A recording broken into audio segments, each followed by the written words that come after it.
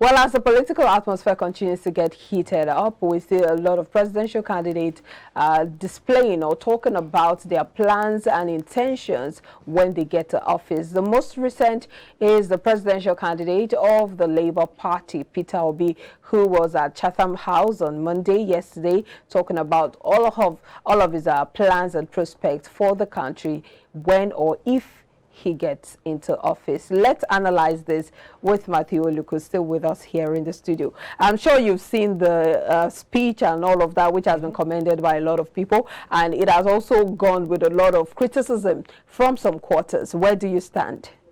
For me, yeah, I think I am comfortable with this speech because he merely almost touched all the areas that if you actually address it, we'll see a new Nigeria that will be geared towards productivity. Okay. Because for me, he talked the economy, he talked about security, he talked about national unity, government and national unity. So he touched virtually all sphere of life. He talked about the old order not being good enough. And he talked about the energy from the youth to get it right this time around. So for me, I think I'm comfortable with this speech. Let's start with the political aspect of that speech, where he talked about, destroying the so-called structures that have held Nigeria back. That those who, would say the structures are structures that, has to do with inducing of voters financially and all of that. Do you really think that this election will change that structure when it comes to our politics? To a large extent, because of the new Electoral Act. Yes. We are going to see a different approach to election. But we still had vote buying in Osun. No, vote buying, even up to now, it cannot be addressed. But that's part of the structures for some people. What I'm trying to say in essence is, before now, on the election day proper, you see ballot snatching, ballot box stuffing and all that. That has always characterized our election. Elections, yeah. But I don't think we have seen that in the recent obstacle elections because of the new Electoral Act and because of the introduction of technology that makes it impossible to circumvent the process through such. But for me, I think like vote buying, it is difficult to address.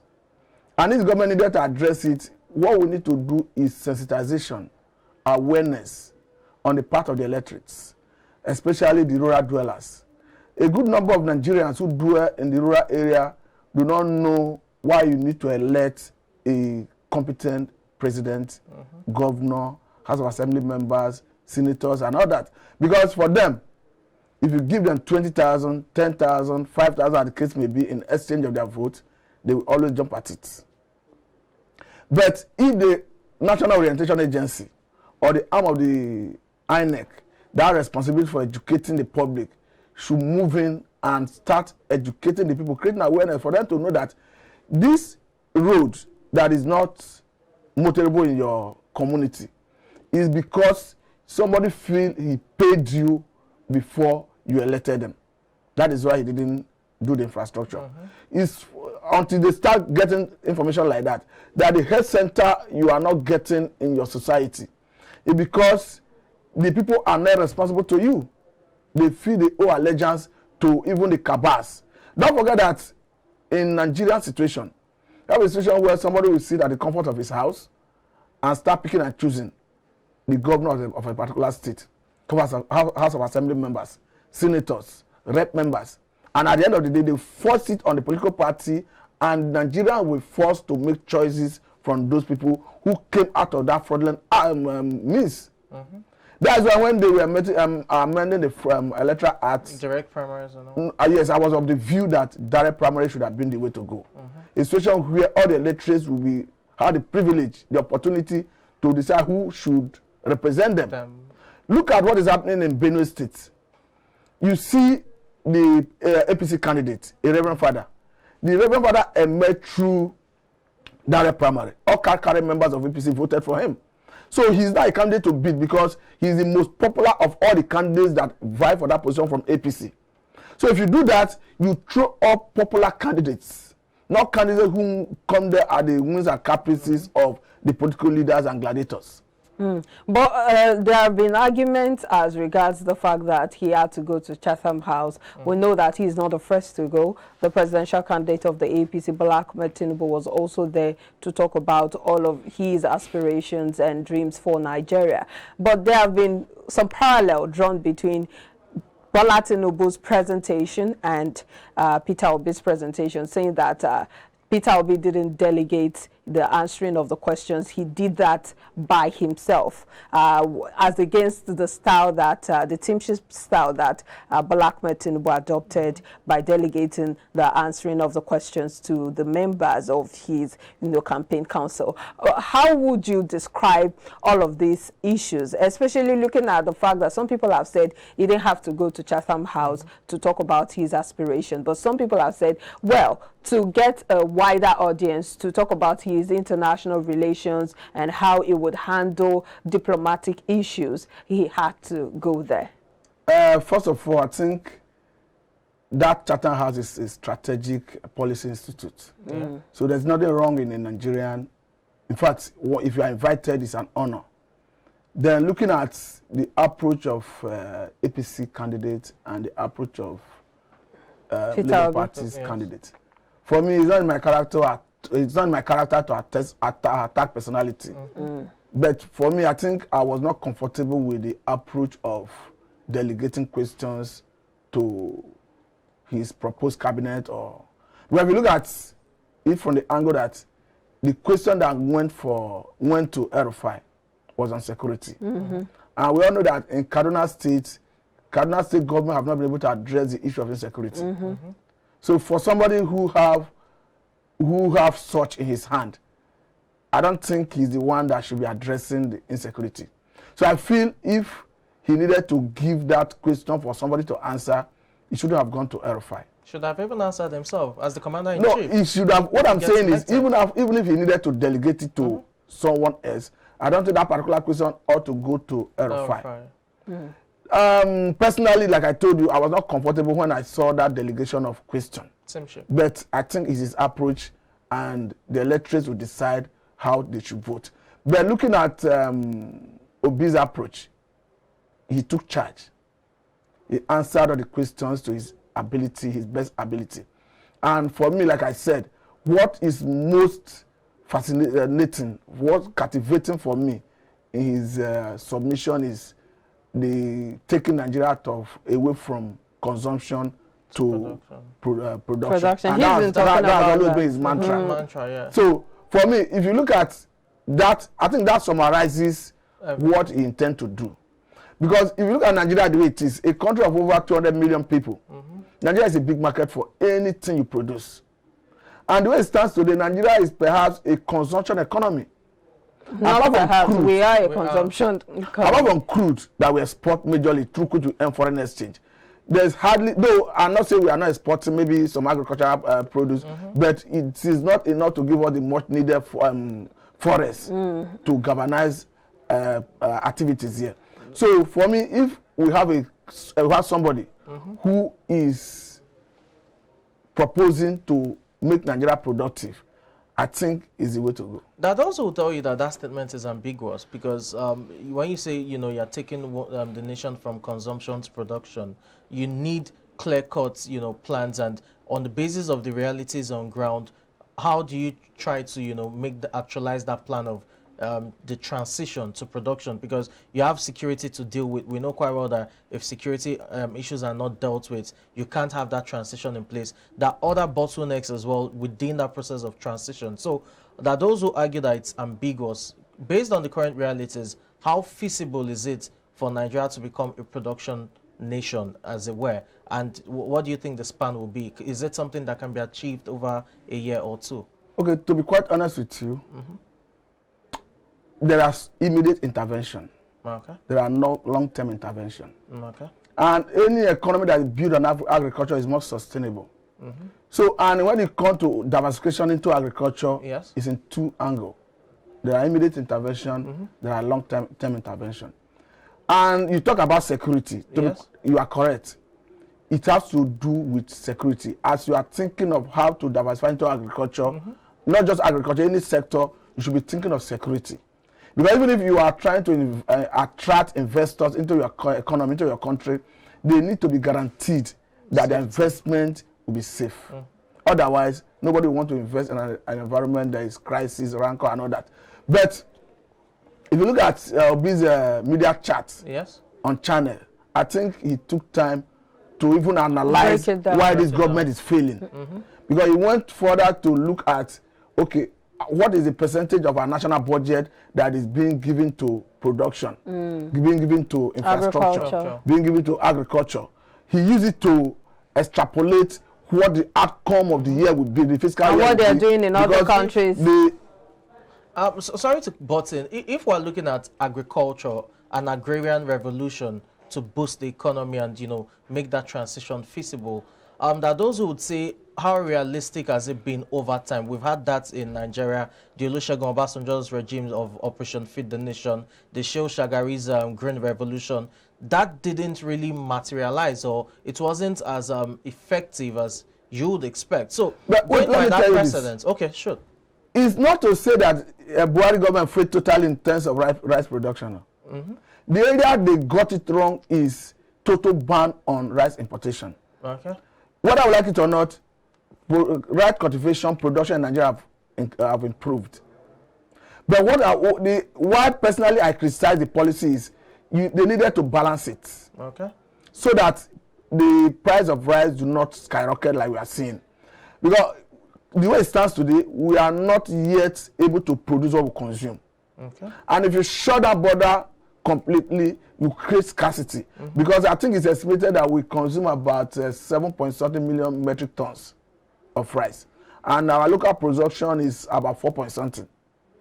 So it means you are creating scarcity if you close border completely. What I'm saying in essence is they needed to close border to encourage local production. But they see that there's shortage. They're losing the border to allow foreign rice coming to balance it in order to maintain good price.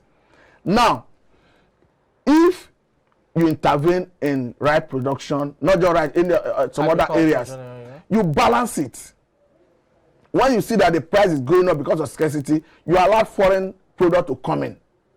I'm not saying the government should restrict itself to agriculture. Let me give you an instance. Look at our steel. If Nigerian steel should work, Nigeria had the capacity to capture African markets. And that steel had the capacity to give us more than what we are getting from oil. And I quite sympathize with government at times because the reason our steel is not working is international politics.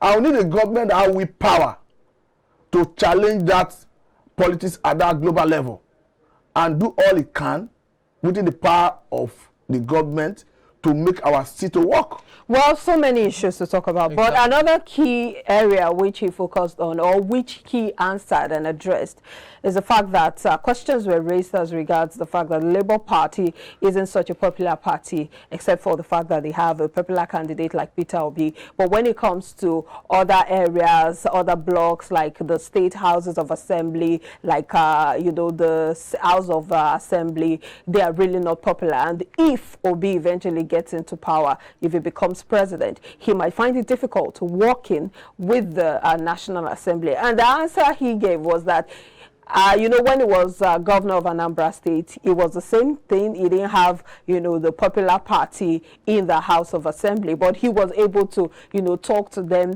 He was able to use his convincing power to get policies in place and ensure that the state worked, and that he was going to apply that same method to rule the whole population of over 200 million people. Do you see that practicable? I still see it differently anyway. Because don't forget that our Nigerian politicians, they don't have ideology. They are only there because of their pecuniary interests, unfortunately, I'm sorry to say. I'll give you an instance. Look at Imo State. Imekehede was sworn in as the governor.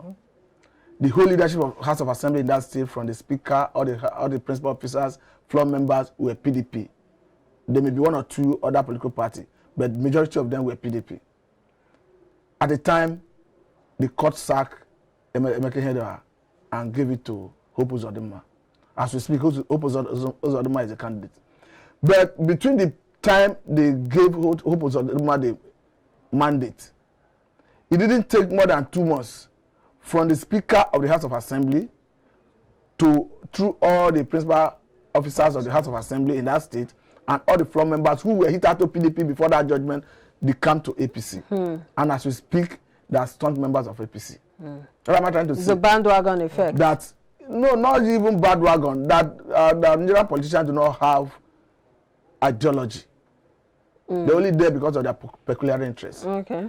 Because what they look at is, what do I stand to benefit? So do you see that happening if Obi gets exactly? I'm telling you that if Obi wins, before you know it, all the rep members, all the senators who perhaps won on the IPC platform, on the PDP platform, they will be jostling and even lobbying to the camp, and even having clandestine meeting with Labour Party leadership to lobby for principal offices in the National Assembly. That would be interesting, wouldn't it? Yeah, it will be, but those would also tell you that if you go back to presidents within Nigeria's history as well, we've also had instances where they didn't decamp, rather they found a way to, impeach. Oppose, and even oppose the For example, ruling party. The Kaduna Executive Legislative Crisis of 1981 had to do with the fact that Balarabe Musa came on board, on a very unpopular party, PRP at the time. And we knew that of the 99 legislators in the House, over 66 were even in the opposition camp. So he came on the back of that, unpopular party, and within 2 years, he had about 3, impeachment tussles, and he eventually got even Peter Obi had impeachment. Let me tell you this. As wrong as it may be, it is almost practically impossible to impeach a sitting Nigerian president, even with the constitutional provision. We've never seen that happen. The reason is not far-fetched. Even go and take a look at all the instances where governors were impeached since the inception of this national democracy since 1999. It will interest you to know that in all cases, the president is behind it. Otherwise, it will not work. So it's quite unfortunate anyway, like I said. But if somebody becomes the Nigerian president and is sworn in as the president, it will take the head of the camel to pass through the eye of the needle rather than to impeach a Nigerian president. But he might have the first time. What you call look at the 8th assembly with President Buhari. I don't see the possibility of the National Assembly impeaching a Nigerian president. No, we're not talking about impeachment now. Yes, opposing and not allowing the free flow of, Okay, now let me tell you this. In 2015, since 2016, 2007, we were hearing some distant voices. Today, do you hear any of such? The reason is because they are all being whipped into line. Not that people are not feeling dissatisfied or they are not comfortable with the approach, policy of this current government, but because they are wary of what will be before them if they say the truth. I will remind you this. Look at this issue of ways and means advances. Yes.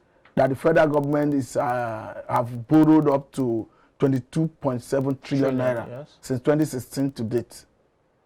Go and look at the constitutional provision that empowers the presidency or the government to borrow through that window. Exactly. They have breached it. But as we speak, the National Assembly have declared from giving approval to that, regularizing that approval from the presidency. But in the end, I tell you that they will all be whipped into line and they will give approval.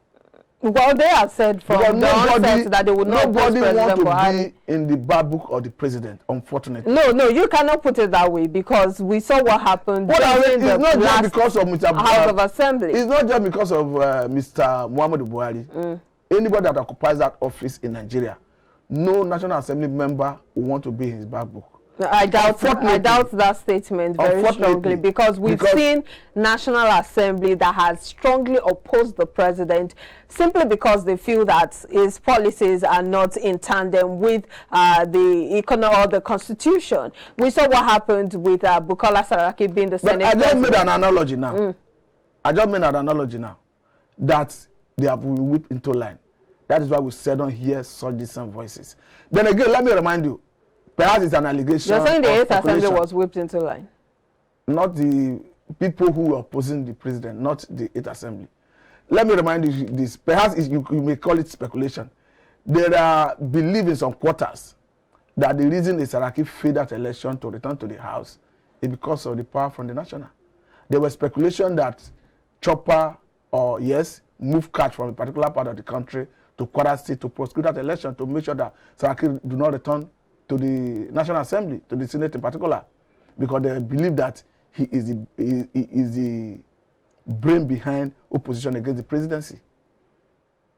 So that's a healthy country anyways, a country where you don't just have, head of people sleeping the same way, thinking the same way, and no one is opposing, no one is raising objections. That's a healthy country. But it looks like that's not what we have seen, especially with this nice assembly. But away from that, another issue with Peter Obi's Chatham House interview was the fact that he talked about how he would address secessionists and those agitators, non-actors, non-state actors, people like Igboho, people like Kanu, and he talked about the fact that he would negotiate with them, he would talk to them. But some Nigerians in some quarters are saying that they've never heard him oppose or speak against any of those agitations. And so this looks like some form of, sweet talking and some tongue-in-cheek statement, and that he probably doesn't have what it takes to tackle the secessionist problem in Nigeria. Let me start from saying that, to start with, you have equally alluded to the fact that you exert authority as a government. So that if you are negotiating, if you are having conversation, you come from the position of strength, not as a weak person. Okay. Because we are seeing currently that even Nigerian government is coming from the angle of weakness when they discuss with bandits, terrorists, and all that. Then let me quickly say this, that there's nothing sacrosanct about Nigeria as an indivisible entity. Okay. Let me quickly say that by providence, God is the one that created people, and there are unifying factors naturally, like language, language, culture, tradition, and all that. But that notwithstanding, even with different cultural background, language, people can decide to cohabit. But it have to be with unanimous agreement. There's nothing wrong in engaging people who have genuine intention for agitating. I'll give you an instance. Look at Sunday Igboho. We knew how he came to relevance. There's nothing wrong in engaging Sunday Igboho in a roundtable talk, because this is somebody who had the backing of the people. The question is, do you see Peter Obi doing all of that? He has said that his approach is engaging people who have genuine intention for agitating. And there's nothing wrong in bringing Anen and the Kalu to the table for conversation. But will negotiations work? I mean, the Aburi Accord didn't work. That was a negotiation that didn't work. But let me tell you this. Go and mark it. Ukraine-Russia crisis will end on the table. The earlier you embrace negotiating table, the better. As we speak, world leaders are already calling Russia, even before now, to the negotiating table. And before Russia left the negotiating table, there was a provision for that. What I'm trying to say in essence is... Again, sorry to butt in. Again, when you talk about negotiating table, you have to understand that there are demands and there has to be compromises. If both sides hold to the extremes, that won't work. For example, Russia that you made an illustration of, they are saying that for the war to end, Ukraine needs to yield 15% of its regions, which they annexed illegally with that sham referenda that we saw. But you equally agree with me. Kherson, Donetsk and the rest. You equally agree with me that Russia was not interested in negotiation before now. All they wanted is... Do you think Ukraine would yield to that? That's what all they wanted is that Ukraine should not have any military. They should depend on them. No. Now they have seen that the war is not the way they look at it. They are conceding already. But do you think Ukraine will yield to such a demand? Ukraine will not yield. Exactly. But it will get to a point where Ukraine will...